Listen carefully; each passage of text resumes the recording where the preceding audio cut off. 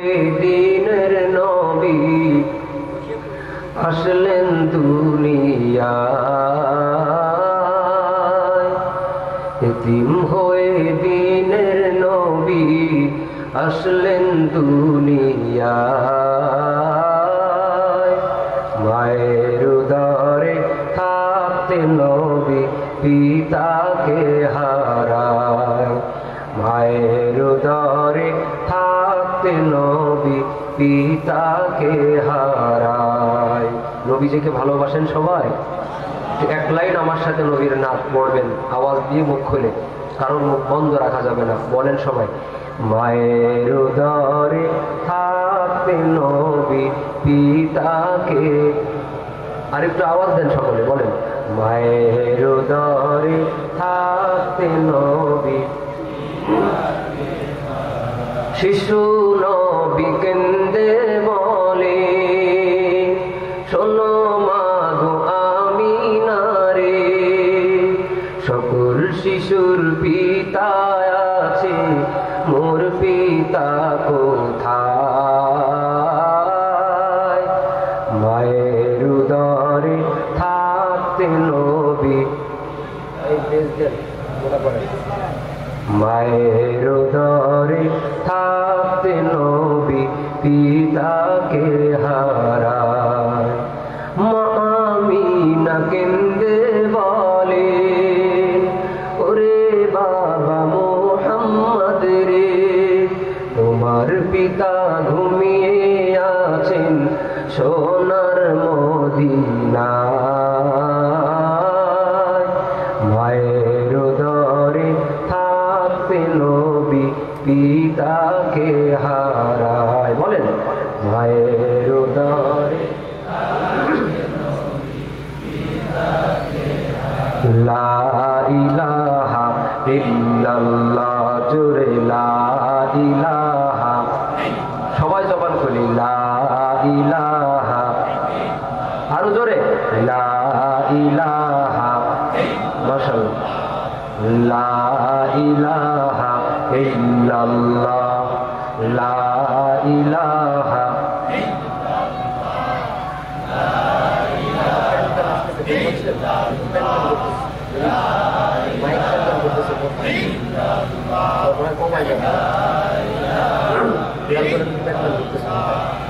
লা ইলাহা ইল্লাল্লাহ, লা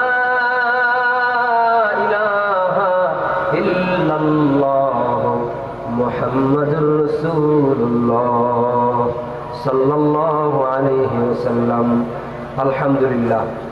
কালুখালী উম্মে কুলসুম মহিলা মাদ্রাসা ও এতিমখানা এলাকাবাসীর উদ্যোগে পঞ্চম বার্ষিক ওয়াজ মাহফিল ও হালকায়ে জিকির মোবারক এই মাহফিলের সম্মানিত প্রধান অতিথি, সারা বাংলাদেশের জন আকাঙ্ক্ষিত ওয়াইজ হযরত মাওলানা মুফতি আরিফ বিন হাবিব সাহেব দামাত বরকাতুহুম আমার আগে গুরুত্বপূর্ণ বয়ান পেশ করেছেন। আমার অত্যন্ত মহাব্বতের বড় ভাই হযরত মাওলানা আব্দুল আলিম সাহেব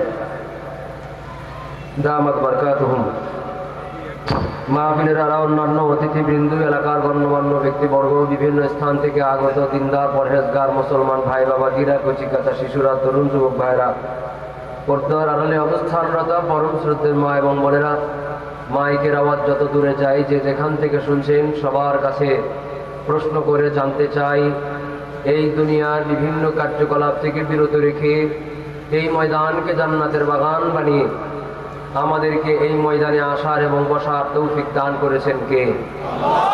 সবার কাছ থেকে স্বতঃস্ফূর্ত আওয়াজ, আল্লাহর নামের আওয়াজ আশা করি আওয়াজ দিয়ে বলেন, আমাদের শক্তি দিয়েছেন কে? শুকরিয়া আদায় করার দরকার কি আছে? বলেন শুকরিয়া আদায় করব কার? একমাত্র প্রশংসা পাওয়ার উপযুক্ত কে? যদি বলেন আলহামদুলিল্লাহ। একবার বলেন আল্লাহু আকবার। আল্লাহু আকবার শব্দটা নরম না গরম? গরম শব্দ, গরম করে বলেন। আল্লাহু আকবার শব্দটা নরম না গরম? বলেন বড় কে? আর জোরে বলেন, জোরে বলেন আল্লাহু আকবার। যারা বেশি বেশি আল্লাহু আকবার বলে, আল্লাহ দুনিয়ার মানুষের মাঝে তাদের সম্মান বড় করে দেয়। আরো জোরে বলা দরকার আল্লাহু আকবার। আলহামদুলিল্লাহ। আমাদের আজকের যিনি প্রধান মেহমান, বাংলাদেশের অনেক জন আকাঙ্ক্ষিত বক্তা, সবাই তার আলোচনা শুনতে চায় এবং তিনি ঢাকার বাহিরে খুব কম মাহফিল করে থাকেন। আপনাদের এই এলাকাবাসীর অত্যন্ত সৌভাগ্য, খুশনসিব যে এমন একজন হক্কানি রব্বানি আলেমকে আপনারা অতিথি হিসাবে পেয়েছেন, বলেন আলহামদুলিল্লাহ। এজন্য মেহমান পেয়ে মেহমান নেওয়াজি করতে হবে। মেহমান নেওয়াজি সব থেকে বড় মেহমান নেওয়াজি হবে উনি যখন বয়ান করবেন, মাঠ ভরপুর থাকবে, আদবের সাথে আপনারা তার বয়ানগুলো শুনবেন। আমার বয়ানের সময় রাস্তাঘাট দোকানপাটে অনেক লোক আছে, কিন্তু আমি আশা করব যে হুজুর যখন বয়ান করবেন তখন আশপাশে কোনো লোক পাওয়া যাবে না, সকলেই প্যান্ডেলের মধ্যে থাকবে। তাহলে ওনার সব থেকে বড় মেহমানদারি হবে, সব থেকে বড় সম্মান কদর করা হবে। কথা বলেন ঠিক কিনা? এজন্য আমি সকলকে অনুরোধ করব, যারা বিভিন্ন জায়গায় আছেন, দুনিয়াবি কার্যক্রমে আছেন, কাজ না থাকলে নসিব ভালো করার জন্য এই ময়দানে আসেন। আল্লাহ তাআলা নসিব ভালো বানায় দিবেন ইনশাআল্লাহ, ঠিক কিনা? যতটুকু সময় আমি কথা বলবো, আল্লাহ তাআলা আমাকে ইখলাসের সাথে আমলের নিয়তে আলোচনা করার আর শোনার তৌফিক দান করেন। সকলে বলেন আমিন। আউযু বিল্লাহি মিনাশ শাইতানির রাজীম। বিসমিল্লাহির রাহমানির রাহিম।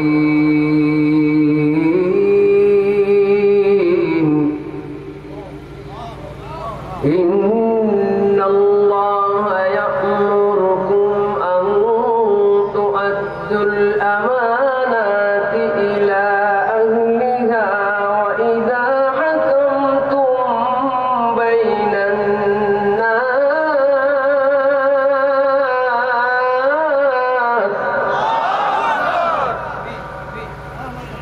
ওয়া ইযা হাকামতুম বাইনান নাসি আন তাহকুমু বিল আদলি ইন্নাল্লাহা নি'ম্মা ইয়া'iদুকুম বিহি ইন্নাল্লাহা কানা সামিআন বাসীরা।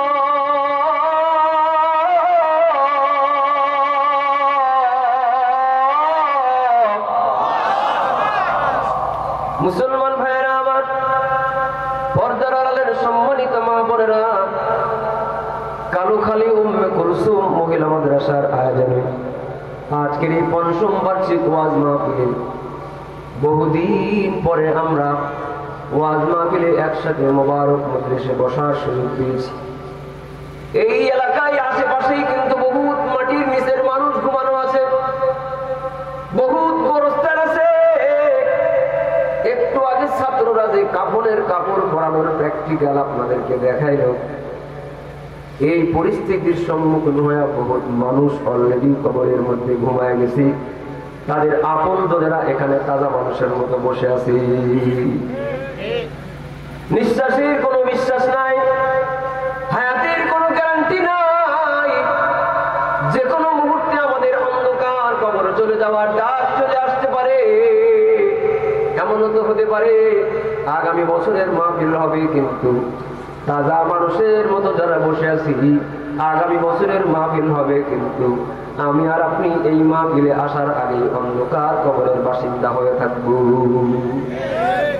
আসবে মরণ কখন কোথায় কারো জানা নাই, আসবে মরণ কখন কোথায় কারো জানা নাই। জানাজার নামাজের আগে নামাজ পড়ো ভাই, জানাজার নামাজের আগে নামাজ পড়ো ভাই, তোমার জানাজার নামাজের আগে নামাজ পড়ো ভাই। রুকুকারীর সাথে আল্লাহ রুকু করতে বলে, তুমি কেন কাজে বিভোর বলো না তাহলে। রুকুকারীর সাথে আল্লাহ রুকু করতে বলে, তুমি কেন কাজে বিভোর বলো না তাহলে। দিলটা ডুবাও তিলাওয়াতে নেকি আয়াতে আয়াতে, দিলটা ডুবাও তিলাওয়াতে নেকি কি আয়াতে আয়াতে কথা বলো রবের সাথে নামাজে দাঁড়াই তোমার জানাজার নামাজের আগে নামাজ পড়ো ভাই জানাজার নামাজের আগে নামাজ পড়ো ভাই তোমার জানাজার নামাজের আগে নামাজ পড়ো ভাই মুমিন হলো তারাও ভাই যারা নামাজ পড়ে অবিশ্বাসী বান্দা যারা থাকে দূরে সরে মুমিন হলো তারাও ভাই যারা নামাজ পড়ে অবিশ্বাসী বান্দা যারা থাকে দূরে সরে ব্যস্ততা ও কাজের মাঝে দাঁড়াও নামাজে নামাজে ব্যস্ততা ও কাজের মাঝে দাঁড়াও নামাজে নামাজে নামাজকে তাই এই সমাজে কায়েম করা চাই তোমার জানাজার নামাজের আগে নামাজ পড়ো ভাই তোমার জানাজার নামাজের আগে নামাজ পড়ো ভাই আসবে মরণ কখন কোথায় কারো জানা নাই আসবে মরণ কখন কোথায় কারো জানা নাই জানাজার নামাজের আগে নামাজ পড়ো ভাই তোমার জানাজার নামাজের আগে নামাজ পড়ো ভাই তোমার জানাজার নামাজের আগে নামাজ পড়ো ভাই কথা কি ঠিক মুসলমান ভাইরা আমার পবিত্র কোরআন শরীফের সূরাতুন নিসা 58 নম্বর আয়াতে কারিমা থেকে আপনাদের খেদমতে আমি তেলাওয়াত করেছি কোন সূরা সূরা নিসা বলেন কোন সূরা আজকে যে মাহফিল হচ্ছে এটা কি মাদ্রাসা আপনারা একটু আমার সাথে কথা বললেন আমার সাথে কোনো পূর্ব শত্রুতা আছে আপনাদের সাথে আমার পূর্ব খাতির আছে কারণ আমি এই মাহফিলে কয়েকবার আসছি ঠিক না শত্রুতা তো নাই বরং খাতির আছে ঠিক না তাহলে আমার সাথে একটু কথার আওয়াজ আর কি মুজাকারা করতেছি বলেন এটা কি মাদ্রাসা সবাই বলেন সূরাতুন নিসা নিসা মানে মহিলা মারহাবা বলেন সূরাতুন নিসার 58 নম্বর আয়াত কারিমা থেকে আমি তেলাওয়াত করেছি আল্লাহ এই আয়াতের মধ্যে প্রথমত আমানত খেয়ানত না করতে বলেছেন যার উপরে যেই ব্যাপারে দায়িত্ব আছে দায়িত্ব পালন করার জন্য বলেছেন ওয়াইদা হাকামতুম বাইনান নাসি আন তাহকুমু বিল আদল এবং দুই পক্ষের মধ্যে যখন বিচার করো তখন ইনসাফের সাথে বিচার করো ন্যায় নীতির সাথে বিচার করো কোনো বেইনসাফি করবা না আমানতের খেয়ানত করবা না আমানতের প্রাপক যারা তার হাতে আমানতদারির সাথে সেই প্রাপ্য পৌঁছে দিবা এবং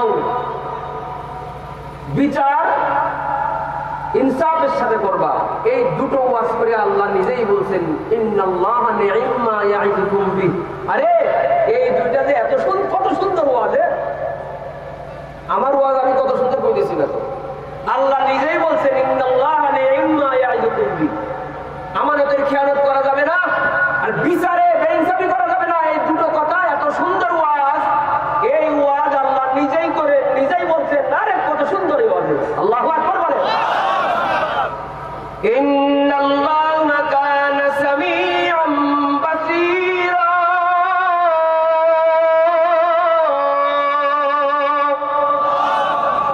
এই ওয়াজ দুটো করার পরে আল্লাহ নিজে আবার বলছেন তিনি কিন্তু সব শুনেন সব দেখেন এমন কোন জায়গা নাই যেখানে আমার আল্লাহর নজর নাই এমন কোন গোপন জায়গা নাই যেই জায়গার অতি থেকে অতি গোপন খবর আমার আল্লাহর কুদরতের কাছে নকদর্পণে নাই ইয়ালামু খায়িরাতাল আ'য়ুনি ওয়া মা তুখফিস সুদূর তোমরা গোপনে গোপনে চোখের যে খেয়ানত করো সেগুলো কিন্তু আমার আল্লাহ জানে তোমরা মনে মনে যেই গুনাহগুলো করে সেগুলা কেউ জানে না কিন্তু একজন জানেন আওয়াজ দিয়ে বলেন তিনি কি বুড়া হয়ে গেছেন কিন্তু মনের গুনাহ যায় নাই বয়স বেড়ে গেছে গোপনে গোপনে অন্তর দিয়া গুনাহের স্বাদ আস্বাদন করার অভ্যাস এখনো পর্যন্ত যায় নাই কেউ দেখে না কিন্তু আপনি আসলে আমানতের খেয়ানত করতেছেন আপনি আসলে আমানতের খেয়ানত করতেছেন কালুখালী এলাকার মুসলমান যেই লোকটা দ্বারে সঠিকভাবে ব্যবহার করতে পারলো না, সে আমানতের খেয়ানত করেছে। চোখের হেফাজত না করতে পেরেছে তো আমানতের খেয়ানত করেছে। কানের হেফাজত না করতে পেরেছে তো আমানতের খেয়ানত করেছে। ব্রেনের হেফাজত করতে পারে নাই, আমানতের হেফাজত করতে পারে নাই। দিলের গুনাহ থেকে নিজের নফসের বাঁচাইতে পারে নাই, এই লোকটা আমানতের হেফাজত করতে পারে নাই। আল্লাহ বলেছেন আনতু আদুল আমানাত ইলা আহলিহা, কারণ ইয়ালামু খাইনাতাল আয়ুনি ওয়া মা তুখফিস সুদূর। চোখের গোপন গোপন যে গুনাহগুলো আছে, অন্তরের গোপন গোপন যে ভাবনাগুলো আছে, কেউ জানে না, একজন জানেন, তিনি কি? দস্তে গুয়াত মানচুনি দজদিদা আম, দস্তে গুয়াত মানচুনি দজদিদা আম, লব্বে গুয়াত মানচুনি গুসিদা আম। اليوم نختم على أفواههم وتكلمنا أيديهم وتشهد أرجلهم بما كانوا يكسبون।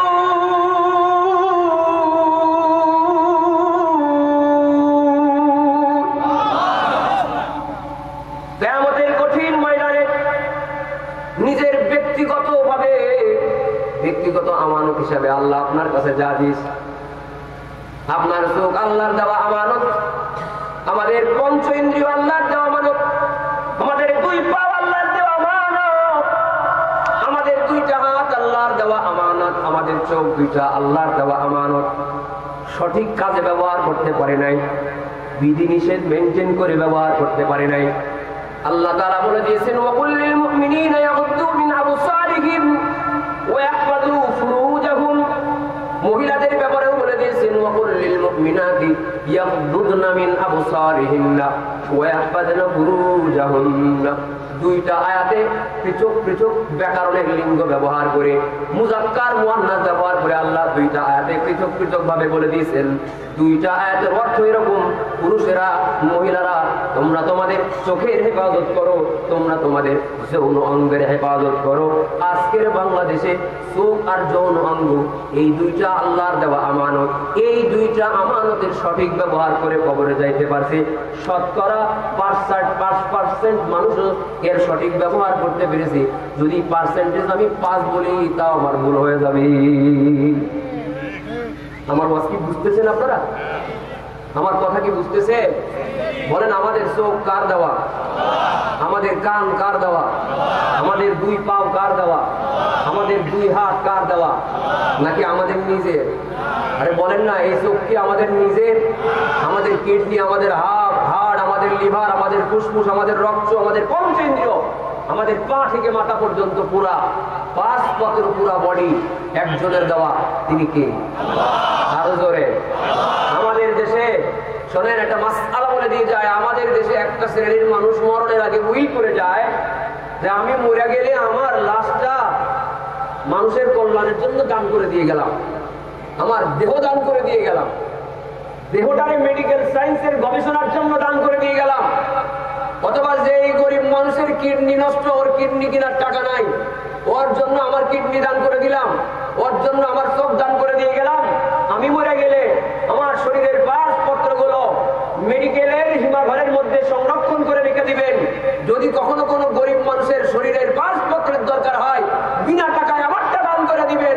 বলেন, এই দান জায়েজ আছে নাকি না? আমানত কাকে বলে?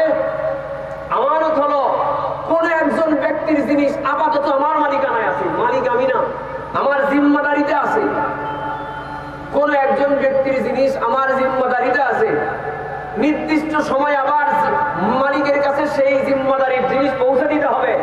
যেমন এই মাইকটা দেখি আমার বাপের টাকায় কেনা নাকি? আরে কথা বলেন না যে এই মাইকটি আমার নয়, বেটা ওই যে বসে আছে ওনাদের মাইক আমার সামনে আছে, আমি কথা বলছি, আমি ব্যবহার করছি আমার প্রয়োজনে, কিন্তু এই মাইক আমার না। নির্দিষ্ট টাইম হইলে মাইক ফেরাই দেওয়া লাগবে। চেয়ার আমার না, বসছি আমি, ঠিক আছে, আপাতত আমি ব্যবহার করতেছি, এটা নির্দিষ্ট টাইমে ফেরত দেওয়া লাগবে। আমাদের শরীরের প্রত্যেকটা অঙ্গ প্রত্যঙ্গ মালিকানা আল্লাহর, আপাতত আমার কাছে আছে, নির্দিষ্ট টাইমে আবার ফিরে দেওয়া লাগবে। তুমি সেই জিনিসের মালিক না, সেই জিনিস দান করবা, নেক্সট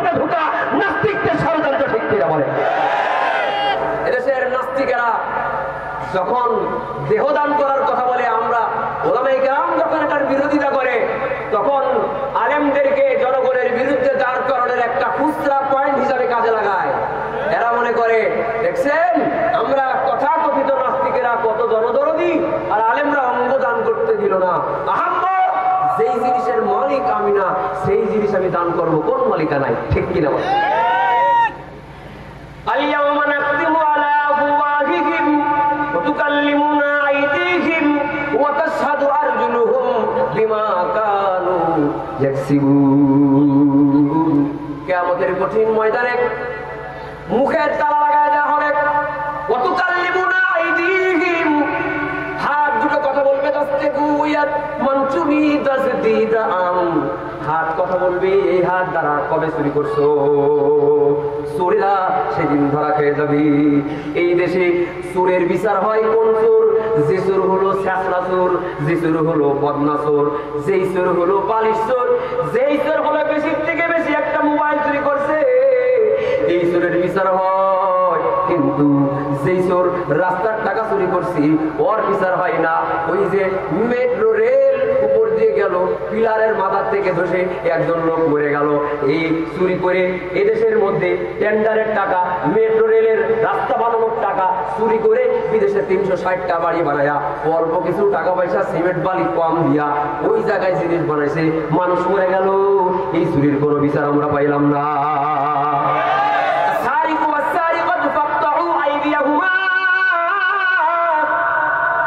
চোর এবং চোরনি, চোরনি কারা? মহিলা চোর। আর সারে কত? চোর এবং চোরনি, পুরুষ চোর মহিলা চোর, দুই চোরের শাস্তি হলো কি? কেটে দেওয়া। কইলেন না যে আমার উপরে রাগ হইতেছে আপনাদের? দুই জাহাজ উষা করেন, বলেন আল্লাহু আকবার, নারায়ে তাকবীর, নারায়ে তাকবীর। শুনেন, ইসলাম হুকুমত যদি কায়েম থাকতো, গতকাল যে লোকটা মারা গিয়েছে মেট্রো রেলের পিলারের মাথা পড়ে একটা অংশ পড়ে, এর 5 লাখ টাকা দেওয়া হয়েছে পরিবারে। তার মানে এদেশে একটা মানুষের মাথার দাম 5 লাখ টাকা, 5 লক্ষ টাকা দেওয়া হয়েছে। কিন্তু ইসলাম যদি ক্ষমতায় থাকতো, তাহলে তার অন্যায় ভাবে যদি কোনো একজন লোক মারা যায়, দেশের কোনো ব্যর্থতার জন্য যদি কোনো একজন লোক মারা যায়, ইসলামের নিয়ম হলো তাকে 100টা উট তার পরিবারকে জরিমানা দিতে হবে। 100টা উটের দাম 30 কোটি টাকা। যেই লোক গতকালকে মারা গিয়েছে তার পরিবারে 30 কোটি টাকা দেওয়া উচিত।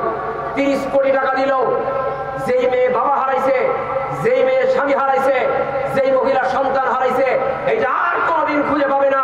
সুতরাং আমরা বহুত কিছু দেখেছি, মুসলমান দাবি করেছি, আমরা ইসলাম দেখতে চাই, কথা বলে ঠিক কিনা? ইসলামী হুকুমত সাধনায় আমার, শাহাদাতে জীবনের কামনায় আমার। ইসলামী হুকুমত সাধনায় আমার, শাহাদাতে জীবনের কামনায় আমার। জীবনের বিনিময়ে রাশেদার যুগ ফিরায়ে দিতে এই ধরাতে আবার, ফিরায়ে দিতে এই ধরাতে আবার। চুষে চুষে আমাদের এই সমাজ আঙ্গুল ফুলে যারা হলো কলা গাছ, চুষে চুষে আমাদের এই সমাজ আঙ্গুল ফুলে যারা হলো কলা গাছ। ওদের এই প্রাসাদে আঘাত হানো, ওদের ওই প্রাসাদে আঘাত হানো। লাভ নেই আর কেউ বসে থাকার, লাভ নেই আর কোন বসে থাকার। ইসলামী হুকুমত সাধনায় আমার, শাহাদাতে জীবনের কামনায় আমার। ইসলামী হুকুমত সাধনায় আমার, শাহাদাতে জীবনের কামনায় আমার। কথা কি ঠিক? মুসলমান ভাইরা আমার, সমস্ত অঙ্গ প্রত্যঙ্গ আল্লাহর দেওয়া আমানত, এটা ব্যক্তিগত আমানত। কিছু আমানত আছে পারিবারিক আমানত, কিছু আমানত আছে পারিবারিক আমানত। যেমন আপনার স্ত্রী আপনার দেওয়া, আল্লাহর দেওয়া আমানত। লিতাসকুনু ইলাইহা, আপনার চক্ষু ঠান্ডা হয়, দিল ঠান্ডা হয়, এটার জন্য আপনার স্ত্রীকে আল্লাহ দান করেছে। আপনার সন্তান আল্লাহর দেওয়া আমানত, আপনার নাতি আপনার আল্লাহর দেওয়া আমানত, আপনার ছেলের কুল মেয়ের কুল, এরা সব হলো আল্লাহর দেওয়া আমানত। কথা কি বুঝতেছেন আপনারা? বলেন, আমার ছেলে জন্ম দেওয়ার কোন ক্ষমতা আমার আছে? আরে দিয়েছেন কি? আরো জোরে বলেন, সন্তান দিয়েছেন কি? আল্লাহ দিয়েছি।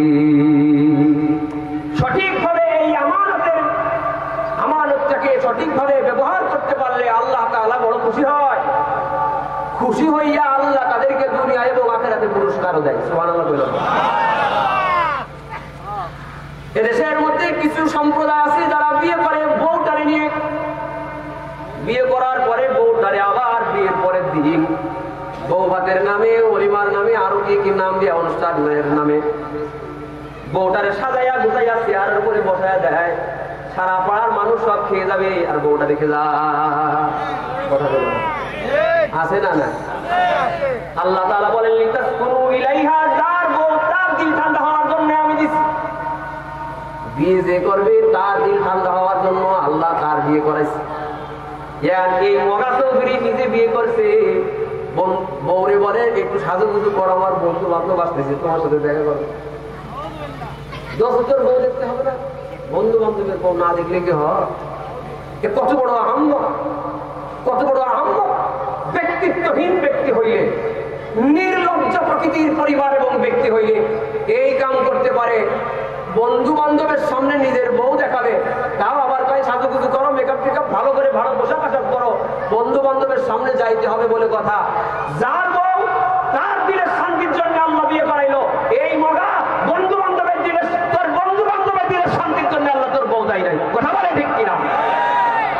এই কাম যারা করে তারা বউয়েরা, বউ নামক আমানত আল্লাহ দিয়েছে, খেয়ানত করেছে। লা ঈমানা লিমান লা আমানাতা লাহু। শুনেন, কালুখালী এলাকার মুসলমান যার মধ্যে আমানতদারিতা নাই, তার ঈমানই নাই।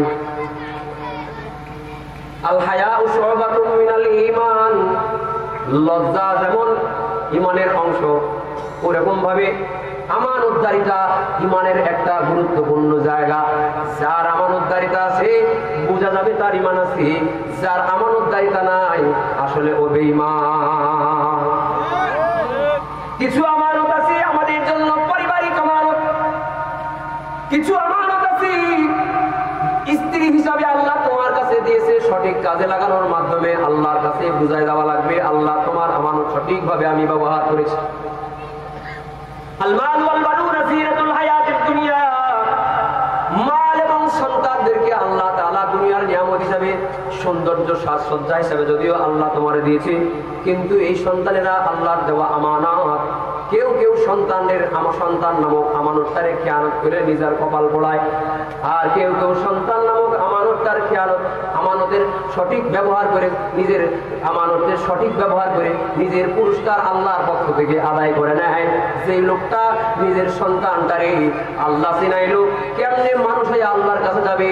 অন্তত উম্মে কুলসুম মাদ্রাসা, যেই মাদ্রাসার আয়োজনে যেই সন্তান, বলুন তো, যেই সন্তান এতটুকু বয়সে জানাজার নামাজটাও পড়াতে পারে, তার মানে এর কোরআন শরীফ তেলাওয়াত শুদ্ধ, আগে 5 ওয়াক্ত নামাজ শিখছি, ইয়ার পরে তো জানাজার নামাজ শিখেছি, আগে কোরআন শরীফ সহি করে পড়া শিখেছি, ইয়ার পরে তো জানাজার দোয়া শিখেছি, আগে আসল বিদ্যা শিখেছি। এই বাপ মা আমানতের খেয়ানত করে নাই, আমানতটারে সঠিক কাজে ব্যবহার করতে পেরেছে। কথা বলেন ঠিক কিনা? আমাদের দেশের মধ্যে সন্তান নামক আমানতটার খেয়ানত করা হয়। বাপে বাজার, বাপে যেই সন্তানটা উচ্ছৃঙ্খল, এর বাপে উচ্ছৃঙ্খল হয়ে যায়। যে ছেলে উচ্ছৃঙ্খল, এলাকার মিয়া ভাই, এলাকার বড় ভাই, ওর বাপে বাজার করতে প্যাকেট নিয়ে যায় কিন্তু পকেটে টাকা নেয় না, কারণ বাজারের দোকানদাররা জানে যে উনি কার বাপ। এদেশে এমন কিছু সময় গিয়েছে দোকানদারেরা টাকা পর্যন্ত চাইতে পারে নাই কিছু কিছু লোকদের কাছ থেকে। শুধু বাংলা একটা কথা আছে যে খাজনা থেকে বাজনা বেশি, দায়ের থেকে আষাঢ়ের ধার বেশি। যেই ছেলের নিয়ে বাপের মস্তানি, ছেলের কারণে বাপেরও মস্তানি বেড়ে গিয়েছে, বুড়া বাপও ছেলের কারণে বাজারে বিল ঠিক মতো দেয় নাই, টাকা পয়সা ঠিক মতো দেয় নাই, মদখোর, গাঞ্জাখোর, উচ্ছৃঙ্খল, আশ্রমকারী নেতা হয়ে গিয়েছে। এর বাপেও অটো সিস্টেমে মসজিদের সভাপতি হয়ে গেছে। কারণ কি? ওর ছেলের বাবার আছে তো, কি বলে আমি কার বাপ জানো? আমি অমুকের বাপ। ওর নাম না ধরে যদি গুণ ধরে বলা হয়তো তাইলে এর বাপের বলার দরকার ছিল আমি কার বাপ জানো? আমি ধর্ষণকারীর বাপ, আমি চাঁদাবাজের বাপ, আমি গুন্ডার বাপ, আমি দেশের সম্পদ নষ্টকারীর বাপ, আমি বাংলাদেশের জনগণের টাকা মেরে বিদেশি বাড়ি করা ব্যক্তি। ব্যক্তির বাপ, ঠিক কিনা? শর্টকাটে যদি বলি আমি বড় চোরের বাপ, এই কথা যদি গুণ ধরে বলতেন নাম বাদে তাহলে এই কথাই তার বলা লাগতো। এই কথা ঠিক আছে না? এই হলো পাপিষ্ট ছেলেকে নিয়ে গর্ব করে, অথচ আল্লাহ তাআলা বলেছেন নেককার সন্তান বানাও। বাবা, তোমার মর্যাদা আল্লাহ বাড়িয়ে দিবেন। যেই বাবা তার সন্তান নামক আমানতটারে সঠিক কাজে ব্যবহার করেছে, সেই বাবার মান আল্লাহ বাড়ায় দেন। যেই মা তার সন্তান নামক আমানতটারে সঠিকভাবে ব্যবহার করেছে, ওই মায়ের সম্মানও আল্লাহ বাড়ায় দেয়। যেমন লুকমান হাকিম সাধারণ মানুষ ছিলেন, নিজের আহাল পরিবার সন্তানদেরকে বলেছে, ইয়া বুনাইয়া লা তুশরিক বিল্লাহ, ও আমার কলিজার টুকরা সন্তানেরা, কেউ তোমরা শিরিক করবা না। বাবা তার সন্তানদেরকে বলেছে, ওয়া ইন জাহাদাকা আন তুশরিকা বিমা লাইসা লাকা বিহি ইলমুন ফালা তুতি'হুমা ওয়া সাহিবুহুমা ফিদ দুনিয়া মা'রুফা। বাপ মার সঙ্গে ভালো আচরণ করার ব্যাপারে এইভাবে তার সন্তানদের শিক্ষা দিয়েছে। লুকমান হাকিম বলেছে, ইয়া বুনাইয়া আকিমিস সালাতা ওয়া'মুর বিল মা'রুফি ওয়ানহা আনিল মুনকার ওয়ালিল্লাহি আকিবাতুল উমুর।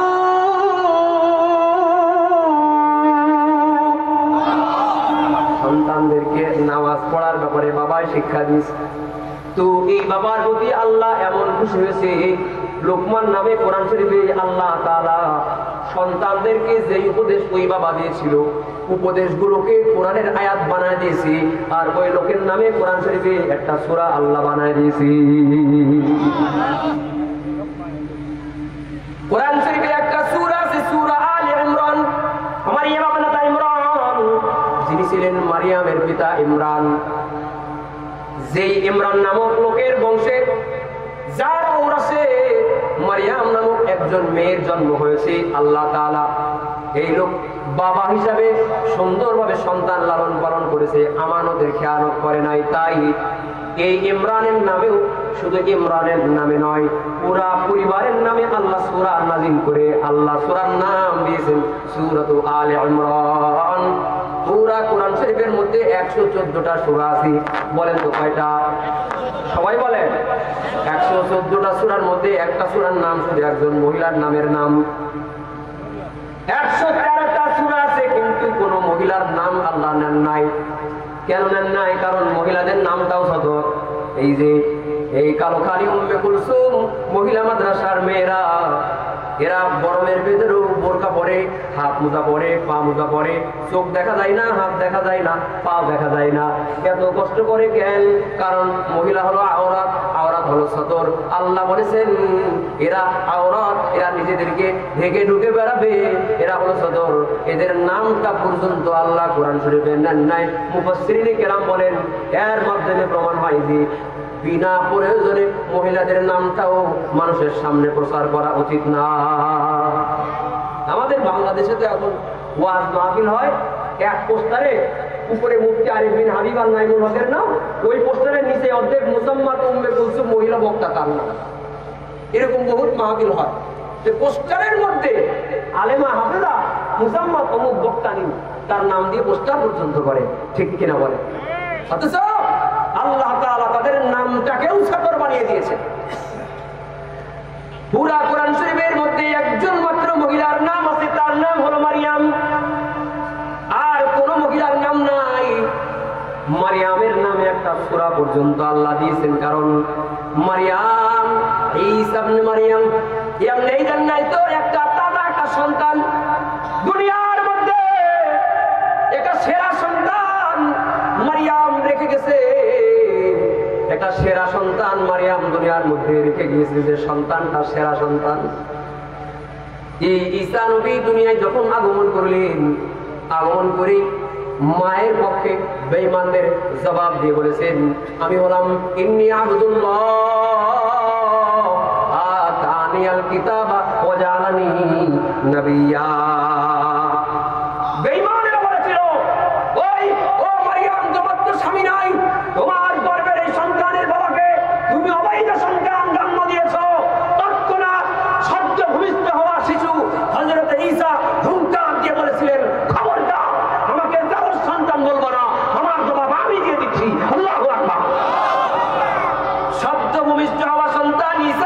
জবাব দিয়েছেন, ইন্নী আবদুল্লাহ আতানিয়াল কিতাবা ওয়া জাআলানি নবিয়্যা। আমি হলাম আল্লাহর বান্দা, এই হলো আমার বড় পরিচয়। আমার নাম আব্দুল্লাহ, আমি আল্লাহর বান্দা। আল্লাহ আমার প্রতি জন্মের আগে আমার প্রতি কিতাব নাযিল করে দিয়েছে। আল্লাহু আকবার। ওয়া জাআলানি মুবারাকান আইনামা কুনতু, আল্লাহ আমারে বরকতময় করেছে। তোমরা কোথাকার কি? নিজের পরিচয় নিজে দিয়েছিল, মায়ের সম্মান বাঁচিয়েছিল। এই ঈসা নবী আসমানে আছেন, কিয়ামতের আগে আসবেন। ঈসা নবী দুনিয়ায় আসবেন, মদিনায় তার দাফন হবে। জায়গাটা 1-1.5 মাস আগে আল্লাহ দেখায় নিয়ে আসছে। ঈসা নবী দুনিয়ায় আগমন করবেন, ইসলামী হুকুমতের জন্য কাজ করবেন। ও কালুখালী এলাকার মুসলমান, একটা নেককার সন্তান রেখে যাওয়ার কারণে আল্লাহ তাআলা নিয়মের বিপরীত বানায়া হলেও মারিয়ামের নামে কোরআন শরীফে সূরা নাযিল করে দিয়েছি। আল্লাহু আকবার। আবার কিছু মানুষকে আমরা দেখেছি গত জুমার দিনে, এরাও কোন মায়ের সন্তান আমার জানা নাই, যারা গত জুমার দিনে ইমাম সাহেব মসজিদের মিম্বরে বসে বাংলাদেশের বর্তমানে সব থেকে উচ্ছৃঙ্খল জঙ্গি সংগঠন ইসকনের বিরুদ্ধে বক্তব্য দেওয়ার কারণে কিছু মুসলমানের সন্তান ইমাম সাহেবের সাথে বেয়াদবি করেছে। এরাও কোনো না কোনো মায়ের সন্তান, এরাও কোনো না কোনো মায়ের সন্তান। ইসকন যে একটা সন্ত্রাসী সংগঠন, এইটা অন্তত ফরিদপুরের আশেপাশের জেলার মানুষের আর আমাদের নতুন করে বিশ্লেষণ করার কোনো বিষয় নাই। ফরিদপুরের আশেপাশেই বিশাল বড় মন্দির থেকে 1-2 বছর আগে দিনের বেলায় রাজপথে তাজা অস্ত্র নিয়ে ইসকনের দালালরা মিছিল করেছিল। আপনাদের খেয়াল আছে কিনা জানা নাই, সচেতন মুসলমান হিসাবে আমার খেয়াল আছে। এরা অস্ত্র নিয়ে দিনের বেলায় বাংলাদেশের রাজপথে গত স্বৈরাচারের আমলে মিছিল করেছিল। ওই সরকারের প্রশাসন ওদেরকে প্রোটেকশন দিয়েছিল। সুতরাং যারা ইসকনের দালালি করে আমাদের দেশের আলেমদেরকে গুম করার চেষ্টা করতেছে, আমি নিজেও তো গুম হয়ে যাইতেছিলাম। আমি একটা মসজিদে খতিবের দায়িত্ব পালন করতাম। আমার খতিবের চাকরি গেছে গা, বেশি দিন থেকে না। আমি সাম্প্রদায়িক সম্প্রীতির ধর্ম ইসলাম এই বিষয়টা নিয়ে বক্তব্য রাখছিলাম। এই গত দুর্গাপূজার আগের দুর্গাপূজায় সেখানে আমার স্পষ্ট বক্তব্য ছিল এইরকম, স্পষ্ট বক্তব্য ছিল যে ইসলাম সাম্প্রদায়িক সম্প্রীতির ধর্ম, ইসলাম সংখ্যালঘুদের অধিকার দেওয়ার ধর্ম। এই বিষয়ে বয়ান করার কারণে আমার মসজিদের উপরে রাতে 1 বস্তা বাথরুম নিক্ষেপ করে আমাকে প্রতিবাদ জানানো হয়েছে। এরপরে স্পষ্টভাবে যখন আমাকে কোনোভাবেই কমিটি রিজাইন লেটার দেয় না, তখন আমার নামে স্পষ্টভাবে বলেছে উনি যদি জানে বাঁচতে চায় তাইলে যেন আপাতত এই মসজিদে আর না আসে। আমার অপরাধ হলো ফেরকায়ে বাতিলা, এদের বিরুদ্ধে কথা বলা এবং ইসলামের সৌন্দর্যটাকে ফুটায় তোলা। এই ছিল আমার বক্তব্য। আমাদের দেশে সংখ্যালঘুরা যতটা শান্তিতে আছে পৃথিবীর কোন দেশে, বিশেষ করে আমার পাশের দেশে সংখ্যালঘুরা এতটা শান্তিতে নাই। আমাদের দেশের সংখ্যালঘুরা জামাই আদরে আছে। বাংলায় বলে দিলাম যাকে বলে জামাই আদর। ওইখানে সংখ্যালঘু আমরা, এইখানে সংখ্যালঘু ওনারা। আমি আবার বলছি, চায়ের দোকানে সিগারেট টানতে টানতে এই বক্তব্য যে শুনবে, এই বক্তব্যের আগামাতা বোঝার ক্ষমতা আপনার নাই। প্রথম থেকে এখানে থাকতে হবে। আমি আবারও বলছি, আমার বক্তব্যের কোনো মিস ইউজ করবেন না। আমি আবারও বলছি, এদেশে আমরা সংখ্যালঘু, এখানে এদেশে ওরা সংখ্যালঘু, ওই দেশে মুসলমান সংখ্যালঘু। ওরা আমাদের সাথে যেই আচরণ করে, আমরা যদি ওদের সাথে সেই আচরণ করতাম, এটাই ছিল ইনসাফ ভিত্তিক কাজ। কারণ আমরা জেনেছি ওই দেশে মুসলমানেরা মসজিদে নামাজ পড়তে গিয়েছে, নামাজ পড়ে বাইরে বের হচ্ছে, মুসলমানদেরকে ব্যাট দিয়ে পিটাইতেছে। গত বছরেও মসজিদ ভাঙা হয়েছে। বাবরি মসজিদ শুধু ভাইরাল তাই বাবরি মসজিদের নাম শোনা গিয়েছে। এরকম বহুত মসজিদ ইন্ডিয়াতে ভাঙা হয়েছে। বহুত আলেমদেরকে ইমামতির মেম্বারে বসে বসে শরীয়তে ইসলামের ইমানের কথা বলার কারণে তাদেরকে গুম এবং রক্তাক্ত করা হয়েছে। তার বিপরীতে আমাদের এই দেশে আমরা টুপিদা মাথায় নিয়ে যাই নামাজ কান্দে নিয়ে পাগড়ি মাথায় বেঁধে মন্দিরের সামনে সারা রাত পাহারা দিছি আর নামাজ আদায় করছি। কেন? কারণ ইসলাম সংখ্যালঘুর অধিকার দিয়েছে। কেউ যদি তৃতীয় পক্ষ হয়ে ইসলামের বদনামি করার জন্য টুপিদারির ফরমান লাগিয়ে তোমাদের মন্দিরে হামলা করে আমাদের মুসলমানের বদনাম যদি করতে আসে, আমরা মাথার পাগড়ি করে তোমাদেরকে জবাব দিব। কথা বলেন ঠিক কিনা? আমরা মন্দিরের সামনে নামাজ পড়েছিলাম পূজা করার জন্য নয়, আমাদের জাত আমাদের মন ঠিক রাখার জন্য, কোন তৃতীয় পক্ষ যেন আমাদের বদনামি করতে না পারে। এদিকে আমাদের ওই পার থেকে কয়েকজন ব্যক্তি বারবার বলে বাংলাদেশের সংখ্যালঘু সব মরে গেল, বাংলাদেশের সংখ্যালঘু সব মরে ছাই হয়ে গেল। এদেশের সংখ্যালঘুর নেতারা বলে আমরা ভালো আছি, তোমরা চুপচাপ থাকো। কিন্তু ওরা ওখান থেকে বারবার কথা বলে। আমরা মুসলমানদের পক্ষ থেকে স্পষ্ট বলবো, 5ই আগস্টের পর থেকে নিয়ে এই পর্যন্ত বাংলাদেশে অনেক সাম্প্রদায়িক দাঙ্গা বাঁধানোর ব্যর্থ চেষ্টা করেছে ওই দেশের সরকার এবং এদেশের খেয়ে পড়ে যারা ওদেশের দালালি করে তারা। আমরা আবার বলবো, এদেশে রাজাকারের বিচারের ইতিহাস আছে। 5 তারিখের পর থেকে যারা এদেশের খেয়ে পড়ে ওপারের দালালি করেছে, আগামীতেও এই বাংলাদেশের শান মান রক্ষা করার জন্য, দাদা বাবুদের জবাব দেওয়ার জন্য আবার কোন আগস্ট কায়েম করতে পারি আমরা, কিন্তু ভারতের দালালদের বাংলায় রাখতে চাই না। কথা বলে ঠিক কিনা? সাম্প্রদায়িক সম্প্রীতির ধর্ম যে ইসলাম, সংখ্যালঘুর প্রাপ্য শুধু দেয় রে ইসলাম। সাম্প্রদায়িক সম্প্রীতির ধর্ম যে ইসলাম, সংখ্যালঘুর প্রাপ্য শুধু দেয় রে ইসলাম। আট পাড়িয়ে হামলা করে উস্কানি দেয় জনতারে নয় রে মুসলমান। আট পাড়িয়ে হামলা করে উস্কানি দেয় জনতারে নয় রে মুসলমান। ওরা আসলে বেঈমান, ওরা খোদার নাফরমান। ওরা আসলে বেঈমান, ওরা খোদার নাফরমান।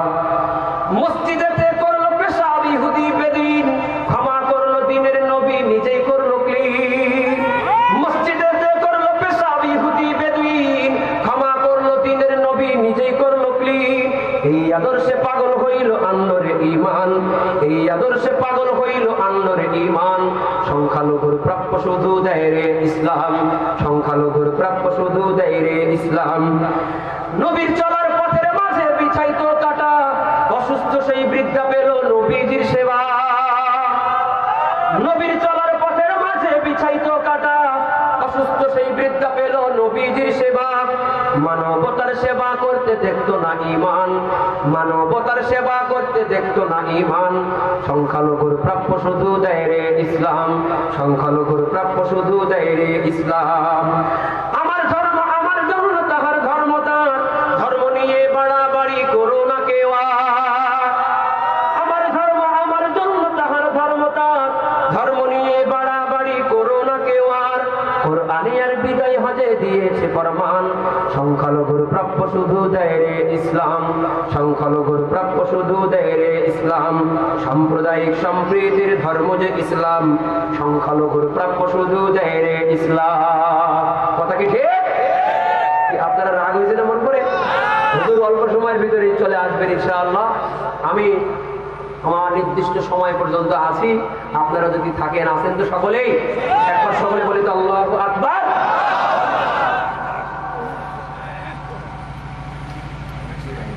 অনেক মানুষ বাইরে আছে, তারা হয়তো হুজুর আসতে আসবে।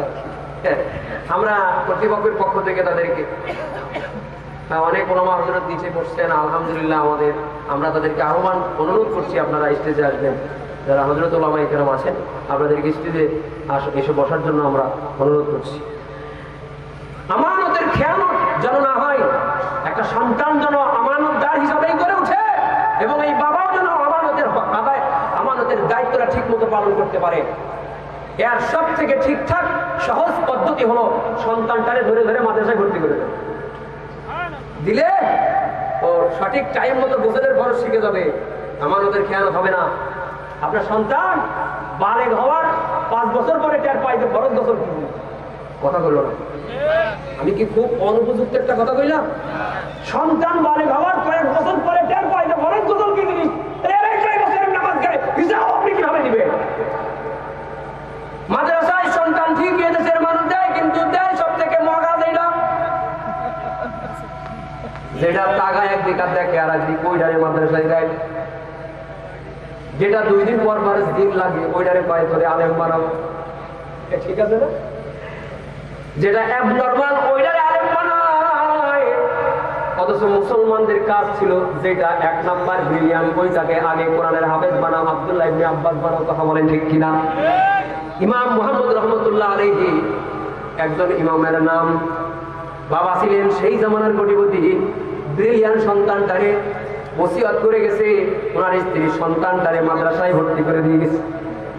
মাদ্রাসার উস্তাদ কিন্তু এই যে এই মাদ্রাসার হুজুর আমাদের শহীদুল ইসলাম আশরাফি ভাই না, সেই মাদ্রাসা হলো মাদ্রাসা, উস্তাদ হলো মাদ্রাসা। উস্তাদ হলে আমার একজন উস্তাদ যে ইমামুল আইম্মা নুমান ইবনে সাবিত, ইমাম ইবনে আবু হানিফা রাহমাতুল্লাহি আলাইহির উস্তাদ। সুবহানাল্লাহ। এরকম একটা উস্তাদের কাছে ইমাম মুহাম্মদ রাহমাতুল্লাহি আলাইহিকে ছোটবেলায় মা দিয়ে গেছে, নাবালেগ ছেলেকে মা বলে দিয়ে গেছে, হুজুর ছেলেটারে আলেম বানায়।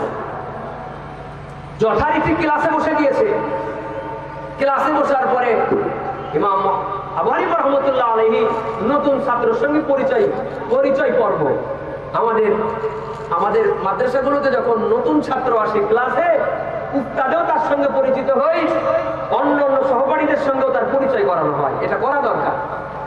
তো হুজুর পরিচয় পর্বে বলছেন, তুমি কি কোরআন হেফজ করেছো? ইমাম মুহাম্মদ রহমতুল্লাহ বলে যে না, আমি তো কোরআন হেফজ করি নাই, ডাইরেক্ট এই জায়গায় চলে আসছি পড়তে।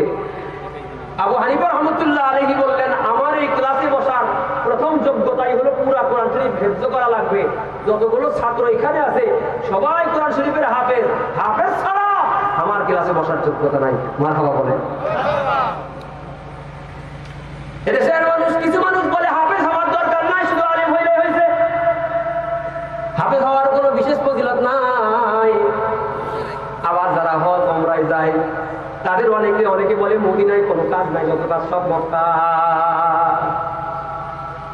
মাদ্রাসায় পড়াইতে গেলে বলে হাফেজ হয়ে কোনো ফজিলত নাই, মক্কা মদিনায় গেলেও বলে মদিনায় কোনো কাজ নাই। এটাও একটা নেক্সরতে ঢোকা। কথা বলেন ঠিক কিনা?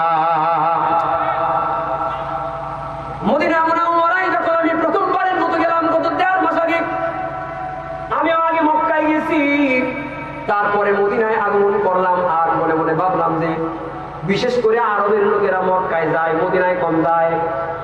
আরব কান্ট্রির দেশগুলোর মানুষেরা মক্কায় বেশি যায়, মদিনায় কম যায়, কারণ মক্কায় গেলেই উমরার সবগুলো কাজ আদায় হয়ে যায়। এই জন্যই এরা আর মদিনায় যাওয়ার প্রয়োজন মনে করে না। আমি একটু আমার অনুভূতি আপনাদেরকে বলি, দেখেন মদিনায় যাওয়ার দরকার আছে কি নাই। আমি আমার অনুভূতিটা শেয়ার করি, তারপরে বলেন। মদিনা শরীফে যেমন একটা জায়গা আছে, গোটা পৃথিবীর মধ্যে সেই জায়গাটা নাই। সেই জায়গাটা হলো জান্নাতের এক টুকরা মাটি, এই দুনিয়ার মধ্যে আল্লাহ রেখে দিয়েছেন। সেই জায়গাটা মক্কায় নয়, মদিনায়। সেই জায়গাটার নাম হলো রিয়াজুল জান্নাহ। রিয়াজুল জান্নাহ ওই জায়গা, যেই জায়গাটা হলো জান্নাতের মাটি, আল্লাহ তাআলা ডাইরেক্ট মদিনার একটা জায়গায় রেখে দিয়েছে। দুনিয়ার জীবদ্দশায় আমাদের কারো কিন্তু জান্নাতে যাওয়ার কোনো সুযোগ নাই। জান্নাতে যাইতে গেলে আগে মরা লাগবে, মৃত্যু নামক বড়ার পানি দেওয়া লাগবে, নসিব যদি থাকে তারপরে জান্নাত, ইয়ার অথবা জাহান্নাম। কিন্তু হায়াতের জিন্দেগিতে জান্নাতের সীমানায় ঢোকার কোনো সুযোগ নাই। আমি অদম আপনাদের বলে দিয়ে যাই, টাকা পয়সা যদি থাকে তাহলে কিছু টাকা পয়সা ম্যানেজ করে মক্কায় যাওয়ার পরে মদিনায় যাবেন। আমি বলে গেলাম, এই দুনিয়ার এক টুকরো জান্নাতের উপরে আপনি যাইতে পারবেন। মদিনায় যেই জায়গায় রিয়াজুল জান্নাহ আছে, ওই জায়গার মধ্যে আপনি নামাজ পড়বেন, প্রবেশ করবেন, তো দুনিয়ার জীবদ্দশায় আপনি কিছু সময়ের জন্য জান্নাতে ছিলেন। আল্লাহু আকবার। মদিনায় যাওয়ার নাকি দরকার নেই। মা বাইনা বাইতি ওয়া মিম্বারি রাউযাতুম মির রিয়াজিল জান্নাহ। ঠিকানা বলে দিয়ে যাইতেছি, কোন জায়গায় সেই রিয়াজুল জান্নাহ খুঁজে খুঁজে বের করবেন। নবী বলেন, মসজিদের মিম্বার আর আমার বাড়ি, যে জায়গায় ইমাম নামাজ পড়ায় তার ডান পাশে মিম্বার, বাম পাশের দেওয়ালের সাথেই নবীর বাড়ি। বুঝতেছেন কথা? নবী বলেন, এই মিম্বার আর এই মিম্বারের বাম পাশের যে দেওয়াল, মাঝখানের যে জায়গা, এই সেই রিয়াজুল জান্নাহ। অর্থাৎ নবীর রওজার সাথেই যেই জায়গা, এই জায়গা যেখানে দাঁড়াইয়া নামাজ পড়ায়, এই জায়গাটার নাম হলো রিয়াজুল জান্নাহ। আমি প্রথমবারের মতো যখন চান্স পাইলাম রিয়াজুল জান্নাতে যাওয়ার জন্য একবারই চান্স, একজনের 1 বছরের মধ্যে একবারের বেশি চান্স নাই। ইন্টারনেটের সফটওয়্যারের মাধ্যমে তার সিরিয়াল নেওয়া লাগে। বর্তমানে সিরিয়াল যখন আমার বিকাল 4টায় আসরের পরে যখন আমার সিরিয়াল আসলো, যাওয়ার আগে মনে মনে বারবার আমার মনে কত জীবনে কত গান গেয়েছি মদিনার পয়গম্বরের শানে, জীবনে কত কবিতা পড়েছি। মাই দুহুর গো মজবুর গো আয় সৈয়দ আলম, মাই দুহুর গো মজবুর গো আয় সৈয়দ আলম, दीदार दिखा दे नहीं आवाज सुना दो, दीदार दिखा दे नहीं आवाज सुना दो। রওজা পাকের সামনে দাঁড়ায়া এই কবিতা বলার দুঃসাহস আমার হয় নাই, কারণ এই কবিতা যিনি বলেছিলেন তার সঙ্গে রওজার মালিকের কানেকশন আর আমার মতো গুনাহগার মালিকের কানেকশন একরকম না। এজন্য যাওয়ার পথে যতটুকু টাইম সিরিয়ালে দাঁড়াছিলাম মাঝে মাঝে দরুদ শরীফ পড়ি আর অন্তর ফুসকে বারবার মুখ ফুসকে বারবার শব্দটা বের হয়ে যায়। মাই দূর গো মাঝে দূর গো হয় সৈয়দ আলম, दीदार दिखा दे नहीं आवाज सुना दो। গেলাম সরাসরি জায়গায় চলে গেলাম, রিয়াজুল জান্নাহ। আমার মতো পাপিষ্ঠ অধম নাদান দুনিয়ার জীবদ্দশায় জান্নাতের একটা মাটির উপরে আল্লাহ যখন আমার দাঁড় করায় দিল, আমি আগের থেকে প্ল্যান করেছিলাম রিয়াজুল জান্নাহ ওই জায়গায় আমি যাব যেই জায়গায় নবীর রওজার দেওয়াল। আমার শরীরের সঙ্গে নবীর শরীরের স্পর্শ লাগা কোনো আপাতত ব্যবস্থা নাই, অন্তত নবীর রওজার দেওয়ালের সঙ্গে আমার শরীরে একটা স্পর্শ আমি লাগাইতে চাই। তাই তো রিয়াজুল জান্নাহ বাম পাশটা, যেই পাশটায় নবীর রওজার দেওয়াল, ওই দেওয়ালের সঙ্গে পুরা বাম পাশের কাল এবং শরীরটারে লাগায়া 4 রাকাত নামাজ পড়ছি। আর মনে যাদের নাম আসছে তাদের জন্য আল্লাহ আমার দোয়া করাইছে, মা বাইনা বাইতি মিম্বারি রাউযাতুম মির রিয়াজিল জান্নাহ। মন থেকে সাই বেশি যে আমি জান্নাতের মধ্য থেকে বের হয়েছি। আল্লাহু আকবার। এসেছি তোমার বাড়ি ইয়া রাসূলুল্লাহ, হাজারো সালাম তোমায় ইয়া হাবিবাল্লাহ। এসেছি তোমার বাড়ি ইয়া রাসূলুল্লাহ, হাজারো সালাম তোমায় ইয়া হাবিবাল্লাহ। লালিত স্বপ্ন আমার আজ হয়েছে সত্যি, না পাওয়া মরুর বুকে এলো প্রেমের বৃষ্টি। লালিত স্বপ্ন আমার আজ হয়েছে সত্যি, না পাওয়া মরুর বুকে এলো প্রেমের বৃষ্টি। যাবো আমি তায়েফেতে, যাবো আমি তায়েফেতে, আরো যে তাই স্মৃতি আছে ইয়া নবী আল্লাহ ইয়া রাসূলুল্লাহ। এসেছি তোমার বাড়ি ইয়া রাসূলুল্লাহ, হাজারো সালাম তোমায় ইয়া হাবিবাল্লাহ। জানি না কবে আবার আসবো তোমার রওজায়, আমি যে থাকি দূরে সে তো সোনার বাংলায়। জানি না কবে আবার আসবো তোমার রওজায়, আমি যে থাকি দূরে সে তো সোনার বাংলায়। মনে রেখো এই যাতায়াত, মনে রেখো এই যাতায়াত, চাইও গো তোমার সাফায়াত ইয়া নবী আল্লাহ ইয়া রাসূলুল্লাহ। এসেছি তোমার বাড়ি ইয়া রাসূলুল্লাহ, হাজারো সালাম তোমায় ইয়া হাবিবাল্লাহ। এসেছি তোমার বাড়ি ইয়া রাসূলুল্লাহ, হাজারো সালাম তোমায় ইয়া হাবিবাল্লাহ। মারহাবা দিবেন না? যাওয়ার আগে নিয়ত করে গেছি যে মদিনায় যাবো যাবো কইরা কত গান গাইলাম জীবনে, গেলাম যে সেখানে গিয়েও তো কিছু বলার দরকার, এই জন্য এটা রেডি করে নিয়ে গিয়েছি। ওইখানে নবীর রওজার আশেপাশে ঘুরছি আর এটাই বারবার বলছি, নবী জানি না আবার কবে আসবো, একবার তো আসছি। নবী বলেছেন মনজার কবরি ওয়াজাবাত লাহু শাফাআতি, যে আমার কবর জিয়ারত করেছে তার উপরে আমার শাফাআত ওয়াজিব হয়ে যাবে। মনে মনে গাইছি আর আল্লাহর কাছে দোয়া করছি, আল্লাহ নবীর এই হাদিসের ওসিলার জন্য আমার জন্য শাফাআত ওয়াজিব হয়ে যায়। বলেন হজ করতে আরবে গেলে মদিনায় কোনো ফজিলত নাই, কথা বলেন মদিনায় কোনো কাজ কাম নাই। ছোট্ট একটা বাস্তব ওয়াজ দেখছি, ওইটা করে আমি ওয়াজের সামনের কাজে যাবো। আপনারা কি বিরক্ত হচ্ছেন? আপনারা রওজা শরীফের পাশে একটা পথ, বাম পাশে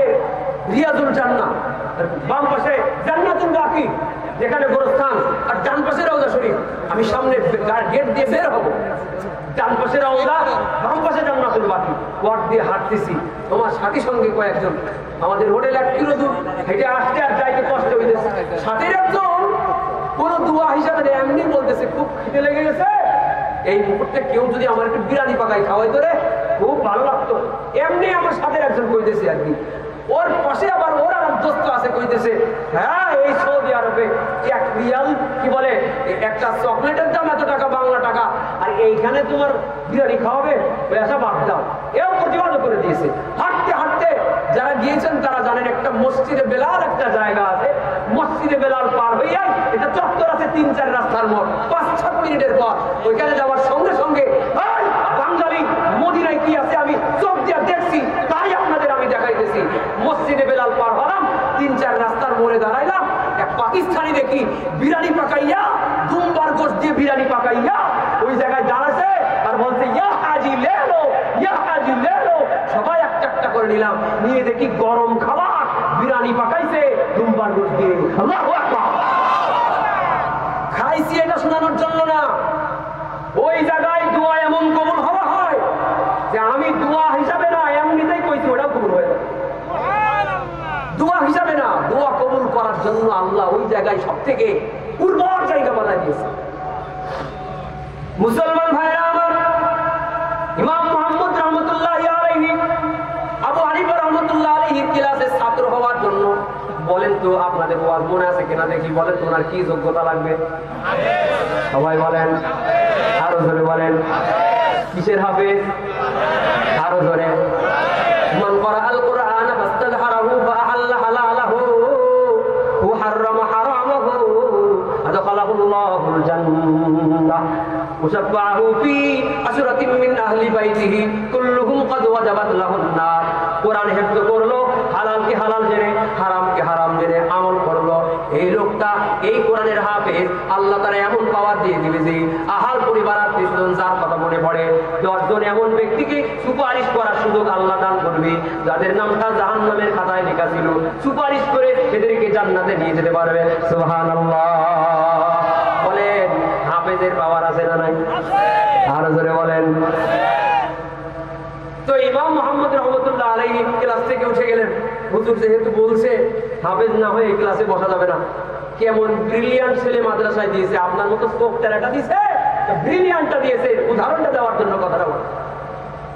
ইমাম মুহাম্মদ রহমতুল্লাহ আলাইহি বাড়ি গিয়ে দরজা জানালা বন্ধ, 3 দিনের মধ্যে কোরআন শরীফ হিফজ করতে আর মারে শোনাইছে। আল্লাহু আকবার বলেন। 3 দিনে পুরো কোরআন শরীফ হিফজ করা কমপ্লিট, আর বাকি 3 দিনে কয়েক খতম মাকে শোনাইছে। সবক পড়লো 3 দিন, পরে আর 3 দিনে মার কাছে সবক শুনানি দিল আর কি। মোট 6 দিনের মধ্যে কোরআন শরীফ মুখস্থ করা শোনানো কমপ্লিট। জোরে বলেন আল্লাহু আকবার। মুসলমান ভাইরা আমার, 7ম দিনের দিন ভর্তি হওয়া ছাত্র ক্লাস থেকে 7 দিন কামাই করে আবার ক্লাসের পেছনে এসে পড়ছে। বলেন উস্তাদের নাম কি? সবাই বলেন। ইমামে আজম আবু হানিফা রাহমাতুল্লাহি আলাইহি। এবার বলেন, ও ছাত্র, তুমি যে ক্লাসে বসছো, আমি তো কইছিলাম কোরআন শরীফ হিফজ করা ছাড়া আমার ক্লাসে বসার কোনো অনুমতি নাই। ছাত্র বলে, হুজুর আমারে ধরেন, দেখেন আমি পারি কিনা।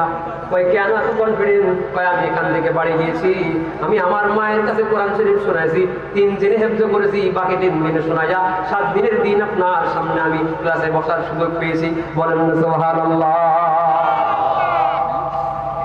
ব্রিলিয়ান্ট ছাত্রটারই ধরে ধরে কোরআনওয়ালা বানানো দরকার। দিলে কি হয়? এই ছেলেটাই এবার দেখেন আমানতের হেফাজত, এই মা তার সন্তানটারে এই নাবালক বয়সে কোরআনওয়ালা বানানোর কারণে জীবনের শুরুটা কেমন হয়েছে। ইমাম মুহাম্মদ রহমতুল্লাহ আলাইহি জীবনের শুরুটা খেয়ানত মুক্ত ভাবে কেমনে হয়েছে, শেষ একটা উদাহরণ দিয়ে আমি সামনে আগাইতে চাই। এই ইমাম মুহাম্মদ রহমতুল্লাহ আলাইহি একদিন হঠাৎ করে উস্তাদের কাছে প্রশ্ন করতেছে, হুজুর মাসআলা জিজ্ঞাসা। উস্তাদের কাছে মাসআলা জিজ্ঞাসা, হুজুর একটা ছেলে এশার নামাজ পড়লো, রাত 12টার সময় তার শেষ হাওয়ালে হলো। এখন এই ছেলেটা নতুন করে আবার এশার নামাজ পড়া লাগবে, নাকি পড়া লাগবে না?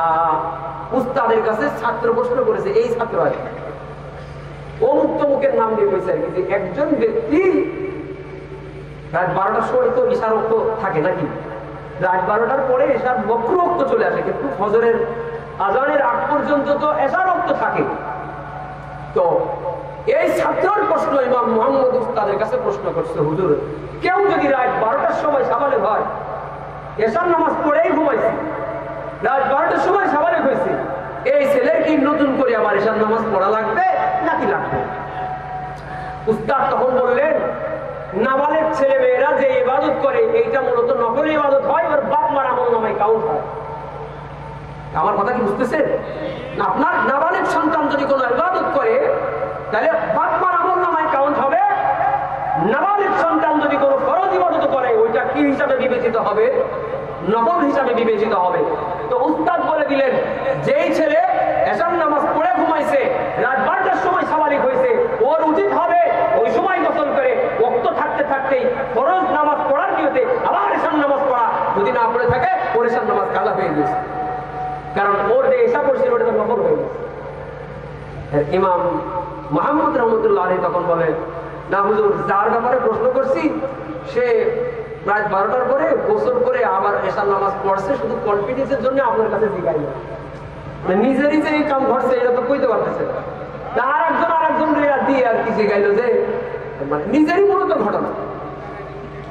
যেই ছেলে সাবালক হওয়ার পর থেকে একটা রাকাত, একটা ওয়াক্ত নামাজ কাজা হয় নাই, আগে থেকেই ফরজ গোসল থেকে শুরু করে নিয়ে পরিপূর্ণ মুসলমান এবং ইমানদার হিসেবে নিজেকে গড়ে তোলার জন্য যতটুকু ইলমের দরকার বাপ মাই শিখায় দিয়েছে, যৌবনের শুরু থেকেই আমানতের খেয়ানত হয় নাই, এই বাবাই হলো আলে ইমরানের মতো বাবা, এই বাবাই হলো লুকমান হাকিমের মতো বাবা, এই মা হলো মারিয়ামের মতো বাবা। কথা বলেন ঠিক কিনা? মুসলমান ভাইরা আমার, আল্লাহর একজন নবী ছিলেন হযরত ইয়াকুব আলাইহিস সালাম। ইয়াকুব আলাইহিস সালামের একটা সন্তান ছিল হযরত ইউসুফ আলাইহিস সালাম। শেষ উদাহরণ, শেষ পয়েন্ট বলে আমি আমার ফিনিশিং এর দিকে যেতে চাই। তাফসীরটা বোঝানোর জন্য শেষ একটা উদাহরণ আপনাদের সামনে আমি পেশ করতেছি। ইয়াকুব নবী মা মরা ইউসুফ নবীর ছোটবেলায় মা মারা গিয়েছে, মা মরা ইউসুফ সন্তানটারে পাশে ঘুম পড়ায়।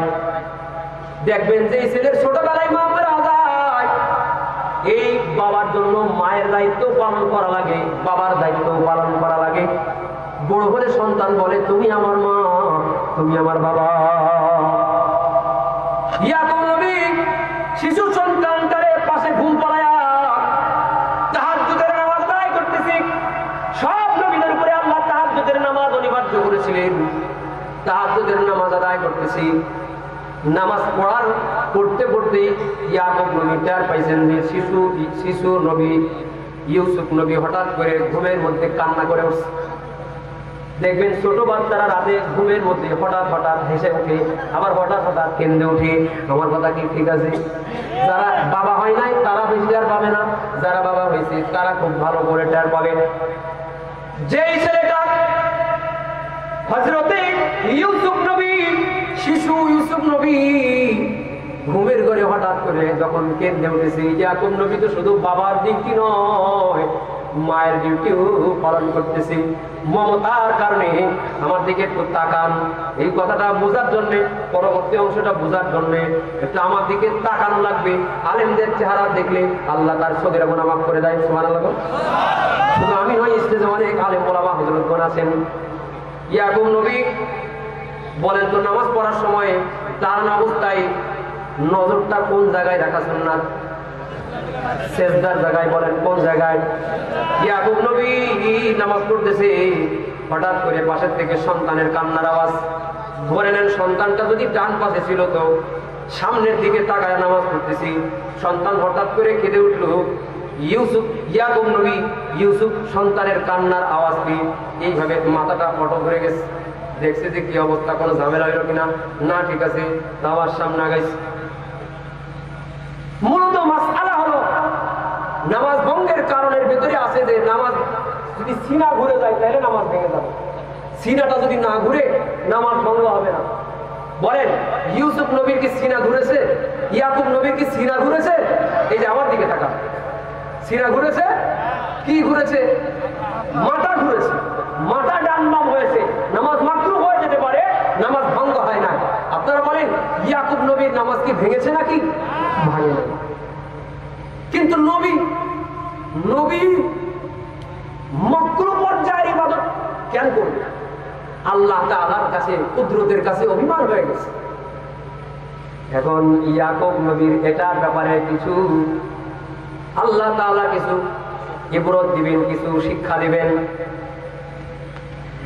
এই সন্তান, যে সন্তান তার প্রতি এত লালন পালন ছিল, কিছুদিন পরে সন্তান বড় হয়ে গেল। সন্তান ভাইদের সঙ্গে বেড়াতে গেল, ভাইদের ষড়যন্ত্রে বাজার সন্তানটারে গর্তে ফেলে দিয়ে আসলো, গর্তের থেকে উঠায়া বাজারে নিয়ে গেল।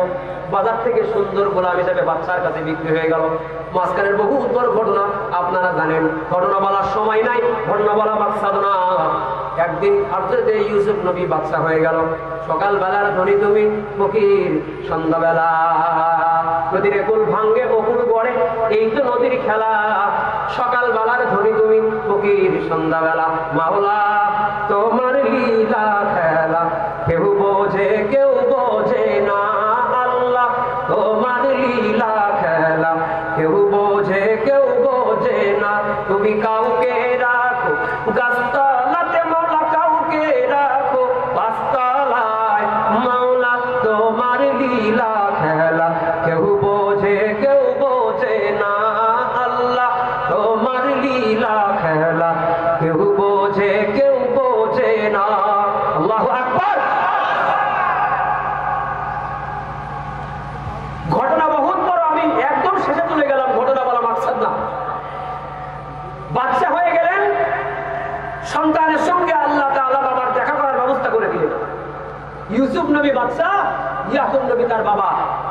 সন্তানের জন্য এত বছরে উনি কাঁদতে কাঁদতে কাঁদতে কাঁদতে অন্ধ হয়ে গেছে। কারণ একটা সন্তান যার চলে যায়, সে জানে একটা সন্তান কি জিনিস। ছোট্ট একটা সন্তান, প্রথম সন্তান আল্লাহ আমারে যখন দিয়েছে, এখন তো আল্লাহ দুইটা দিয়েছে। প্রথম সন্তান যখন হয়েছে, গভীর রজনীতে মাহফিল করে করে পারে যাইতাম। নতুন প্রথম সন্তান তো আবেগটা ছিল বেশি। গভীর রজনীতে সন্তানের ছোট্ট দুইটা হাত নিজের হাতের মধ্যে নিয়ে দুই হাত উঠাইয়া আল্লাহর কাছে দোয়া করতাম, আল্লাহ এই হাতটা সাথে নিয়ে আমি হাত উঁচু করছি, এই সেই হাত তুমি যদি কবুল করো তাইলে আমি মরে গেলে আমার কবরের কিনারায় এই ছোট্ট হাত দুইটা উঁচু করি। এই সন্তানই একদিন বলবে রব্বির হামহুমা কামা রব্বায়ানি সগীরা। একটা কলিজার টুকরা সন্তান যারা আছে, সেই বাবাদের সন্তান কি কলিজা ছেড়া যান। ইয়াকুব নবী সন্তানের বিরহ বেদনায় কাঁদতে কাঁদতে বন্ধ হয়ে গেল। বাবা এবং সন্তানের মিলন, বহু বছর পরে বাবা এবং সন্তানের মিলন। প্রথম সাক্ষাতে আবেগের কথা বাদ দিয়া ইউসুফ নবী তার বাবাকে বলে, আব্বাজান, আবেগের কথা বলে আপনার কাছে আমার প্রশ্ন হলো, আপনি আল্লাহর একজন নবী হইয়া আপনি কি আল্লাহর ফায়সালায় বিশ্বাস রাখেন, ভক্তি রাখেন? বলে হ্যাঁ বিশ্বাস রাখি। ইউসুফ নবী বলেন, আল্লাহই তো বলেছেন ওয়াল কদরি খাইরিহি ওয়া শাররিহি মিনাল্লাহি তাআলা। ভালো হোক মন্দ হোক তাকদীর যেটা আসে কার পক্ষ থেকে? সবাই বলেন, আর জোরে বলেন, বলেন আল্লাহু আকবার। দুইটা হাত আর একবার বলেন নারে তাকবীর। বলেন তাকদীরের মালিক কি? কোন গণক, কোন কবিরাজ, কোন নেতা, কোন রাজা বাদশাহ? তাকদীরের মালিক কি? আর জোরে বলেন কি? চিৎকার দিয়ে বলেন আল্লাহু আকবার। ভালো হোক মন্দ হোক তাকদীরের মালিক আল্লাহ।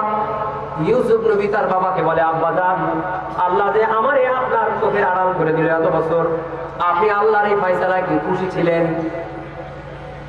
বাবা তখন বলে, অবশ্যই খুশি ছিলাম।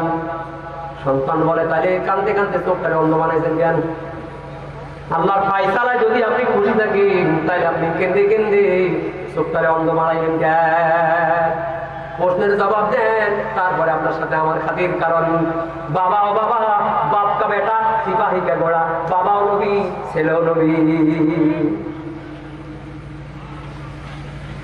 এজন্য ইয়াকুব নবী বলেন, তোমার প্রশ্নের উত্তর শোনো, আমি কাঁদছি কিন্তু তোমার মায়ায় কান্দি নাই। আমি ইউসুফ ইউসুফ ইউসুফ বলে বলে কাঁদছি, তোমার রক্ত মাখা কাপড় নিয়ে আমি কাঁদছি, কিন্তু আমি তোমার মায়ায় কান্দি নাই গো সন্তান। সন্তান বলে, তাহলে কেন কাঁদছেন? নাম তো দিলেন আমার স্মৃতিগুলো আপনি ধরে কাঁদতে কাঁদতে অন্ধ হইলেন। আমরা তো দেখি অন্ধ হয়েছেন, আর আপনি বলেন আমার জন্য কাঁদতে নাই, তো কার জন্য কাঁদছে? বাবাই তখন বলে, আল্লাহ তাআলা বলেছেন, ও আনফুসাকুম ওয়া আহলিকুম নার। আল্লাহ যে শিখাইছে নিজেকেও জাহান্নামের আগুন থেকে বাঁচাও, আহাল পরিবারদেরকেও বাঁচাও। তুমি আমার আহাল, তুমি আমার আল্লাহর দেওয়া আমানত, তুমি আমার আল্লাহর দান একটা সন্তান। তোমার এই গুনাহ থেকে বাঁচানোর শিক্ষা দেওয়া আমি বাবার জন্য আমানত ছিল। তোমার আল্লাহ চেনানো আমার জন্য ওয়াজিব ছিল, ফরজ ছিল। ও সন্তান, তুমি তো শিশু অবস্থায় আমার নজরের আড়ালে চলে গেলে, না জানি তুমি কোন পথে জীবন কাটাইতেছো। তুমি কি গুনাহগারের জিন্দেগিতে গেলে নাকি নেককারের জিন্দেগি গঠন করলা? আমি ইয়াকুব তোমার বাবা, যদিও ইউসুফ ইউসুফ বলে আমি কেঁদেছি, কিন্তু ইউসুফ তোর মায়ায় আমি কান্দি নাই। আমি আল্লাহর ভয়ে কেঁদেছি যে ও ইউসুফ, তুই যে নাবালেগ কালে চলে গেলি, যদি তুই জাহান্নামে হয়ে যাস তাহলে আমি আমার আল্লাহর কাছে আমি কি জবাব দিব? আল্লাহু আকবার। এই ছিল একজন সফল বাবা। আপনি, আমিও বাবা, উনিও একজন বাবা। সন্তানদেরকে সন্তান নামক আমানতের খেয়ানত করা যাবে না। একটা দোয়া শিখাবো, তারপরে শেষ করবো।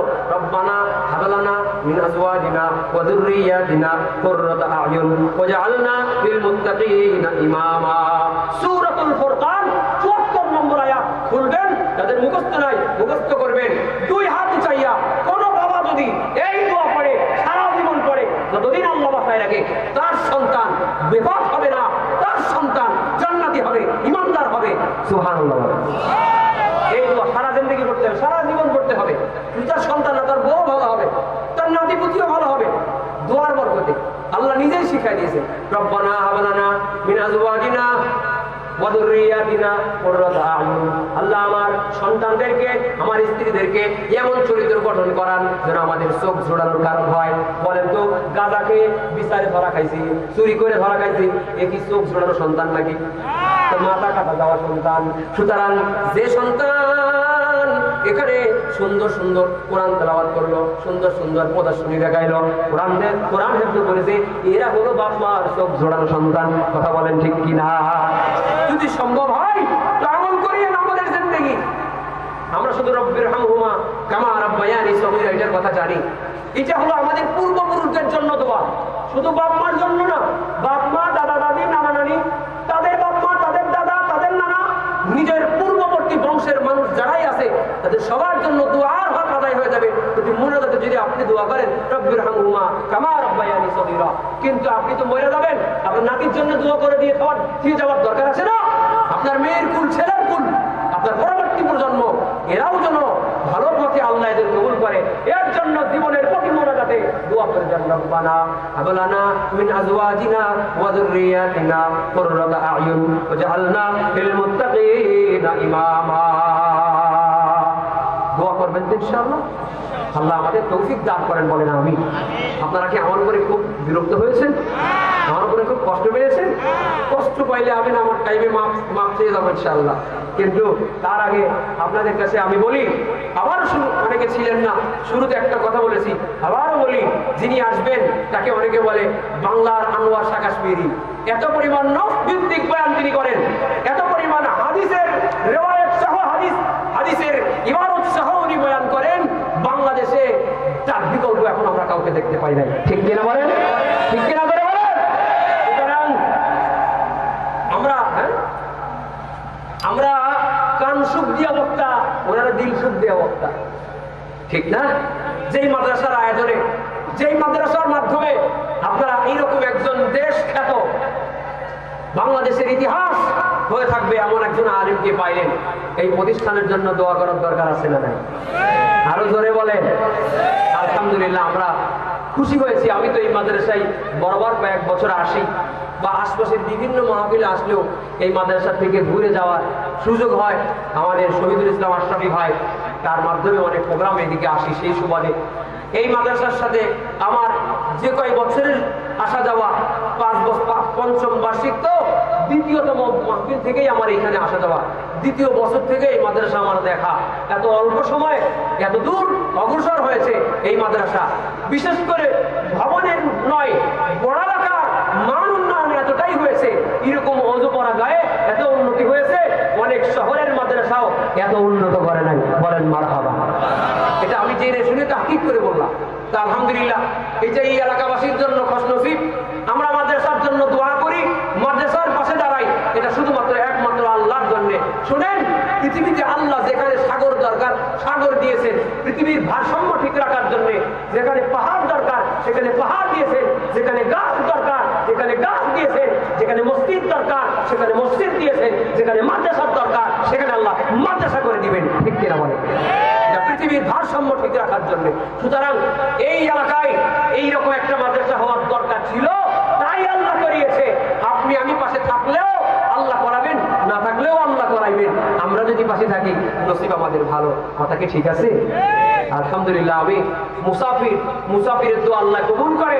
আমি আপনাদের কাছে শুরুতেই বাংলা কথা দিয়ে দাবি করলাম, এই মাদ্রাসার নতুন ভবনের কাজ চলছে, ঢালাই ছাদের কাছে পিলার উঠছে। গত বছরও দেখে গেছি পিলার উঠছে, এই বছরও পিলার উঠেছে। বহুত নগদ ক্যাশের দরকার, সিমেন্ট, বালি, রড এগুলার দরকার। মাদ্রাসার ছাত্র ছাত্রী অনেক, হুজুর কয়জন? 280 জন ছাত্র ছাত্রী। মারহাবা বলেন। আপনি চিন্তা করেন, 280 জন ছাত্র ছাত্রী যদি এক মাঠে থাকে তাহলে কত লোক হয়? এত ছাত্র ছাত্রী এই মাদ্রাসার মধ্যে বসবাস করে, অল্প একটু পরিসরের জায়গায়, টিনের ছাপড়ার ভিতরে, অনেক কষ্ট অবস্থায় এখানে বহুতল ভবনের জন্য তারা কাজ শুরু করেছে। এই মাদ্রাসার ছাদের জন্য, এই মাদ্রাসার ভবনের জন্য সদকায়ে জারিয়া। আপনি চলে যাবেন, সব আমল বন্ধ হবে, সদকায়ে জারিয়া বন্ধ হবে না। নিজের বাপ মার রুহের মাগফিরাতের নিয়তে, নিজের মাগফিরাতের নিয়তে মাদ্রাসা সাফ করার জন্য আমরা একটু মন দিল খুলে কয়েক মিনিট আল্লাহর রাস্তায় দান করব। এরপরে আমার কালেকশন চলতে চলতেই কিছুক্ষণের ভিতরেই আমাদের প্রধান মেহমান চলে আসবেন ইনশাআল্লাহ। নগদ টাকা যার কাছে যা আছে আমার কাছে দিয়ে যাবেন। 5 বস্তা সিমেন্টের দাম দিবেন, 10 বস্তা সিমেন্টের দাম দিবেন, 5000 টাকা দিবেন, 10,000 টাকা দিবেন। আল্লাহর দেওয়া সম্পদ মাদ্রাসার জন্য একটু দান করে যাবেন। এমন কয়েকজন ব্যক্তিকে